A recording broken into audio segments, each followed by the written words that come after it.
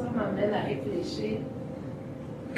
Souvent, on est comme dans l'attente. Souvent, j'ai l'impression d'être dans l'attente des autres, de finalement ce que moi, je me donne pas à moi. Eh oui, on attend des autres qui nous donnent ce que nous-mêmes, on s'offre pas. Mais quand on s'offre tout ça, il n'y a plus cette attente de l'autre. De toute façon, il n'y a pas l'autre. Il n'y a pas l'autre ne pourra jamais répondre à mes besoins. C'est impossible. Parce que mes besoins, c'est les miens, c'est moi qui sais. Ça peut améliorer, ça peut ajouter, ça peut être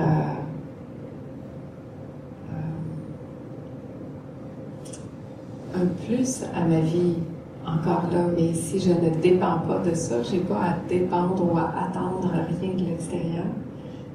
C'est triste. C'est tellement fun de mettre à l'extérieur de soi, mais en même temps, non, parce que ça amène beaucoup de souffrance. Parce que quand je mets les choses à l'extérieur de moi, je ne m'occupe plus de moi, je suis plus dans la responsabilité de qui je suis. Et je porte la responsabilité à l'extérieur de moi. Juste dans ce geste-là, moi, je sens dans mon corps la différence d'être 100% responsable, où je m'habite, et puis quand je laisse à l'extérieur de moi cette responsabilité. Ça fait une différence dans le corps. Même le geste en fait une grande déconnexion.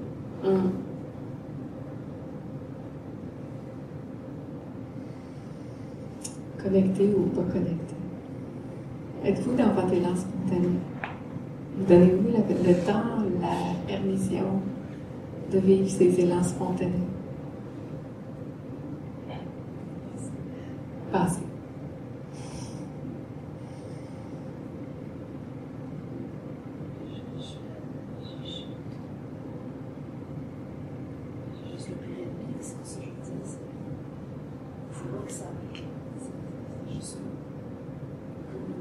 Je le vis, il n'y a pas de différence la journée que je le vis et que je le vis pas.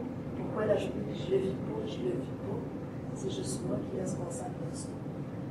Mais que faire pour rester toujours dans l'élan? Rester connecté. Oui. Alors, elle dit que faire pour rester dans l'élan, puis il n'y a pas de différence de le suivre ou de ne pas le suivre.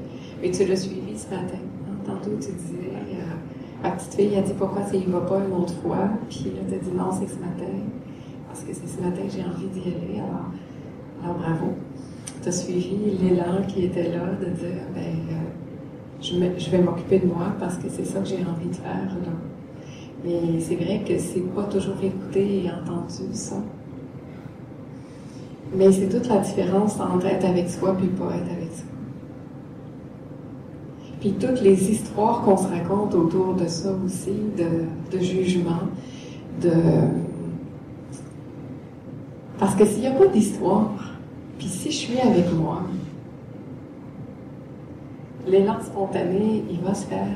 Puis là, je parle d'élan spontané, je vous ai fait faire un moment de présence et de silence, d'écoute intérieure, parce que je pense que ça demande ça aussi pour pouvoir être dans l'élan.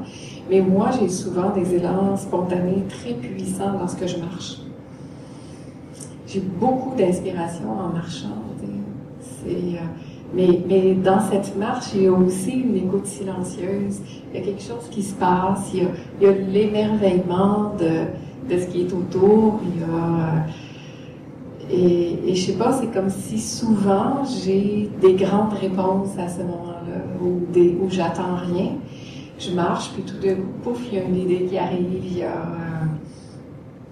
Maintenant, qu'est-ce que je vais en faire de ça? Est-ce que je vais comme donner juste l'élan à cette idée-là, à ce mouvement-là, ou si je vais mettre ça de côté, puis je ne vais pas m'en occuper, ce qui arrive souvent d'ailleurs.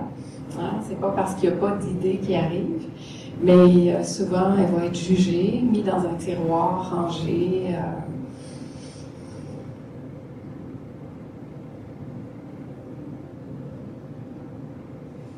Mais ça parle beaucoup de notre liberté aussi.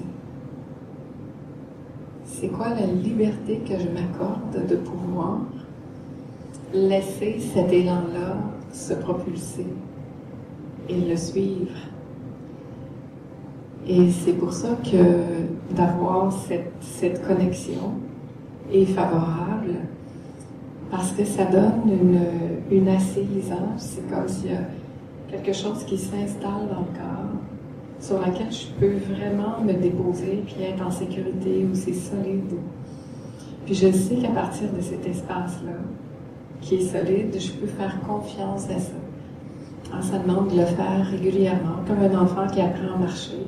Bien, il va tomber, mais il ne va pas s'arrêter là, parce qu'il n'y a pas de jugement, puis il n'y a pas de croyance par rapport à ça. C'est la première fois qu'il le fait. Puis il est dans toute sa confiance, et il va se relever, puis il va recommencer, puis il va se relever, puis il va recommencer, puis après il va partir à courir. Donc c'est comme de laisser libre cours à cet élan-là, à ce mouvement-là. Et puis c'est vrai que plus on le fait, plus ça va se déployer, plus je vais me faire confiance, et cette confiance-là, elle va pouvoir faire en sorte que lorsque ça va se présenter une autre fois, je vais pouvoir me dire « Ah oui, c'était bon la dernière fois quand j'ai écouté mon élan, je vais l'écouter encore. »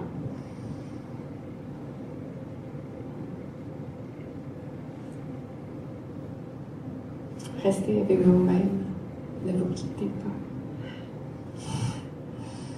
Je parle, mais dans le fond, c'est pas important ce que je dis. Ce qui est important, c'est ce que ça résonne en vous pendant que je parle.